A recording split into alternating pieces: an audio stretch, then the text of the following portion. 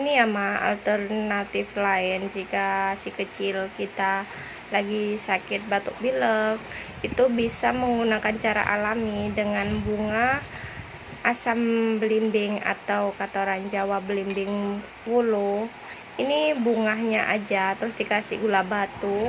Kita bisa belinya di toko jamu gula batunya, atau di Indomaret, Alfamart pasti ada. Nah, ini di bunganya, bunga belimbing wulu tadi itu dikukus sama dengan gula batu, dikukus lalu disaring, airnya seperti ini, jadinya seperti sirup.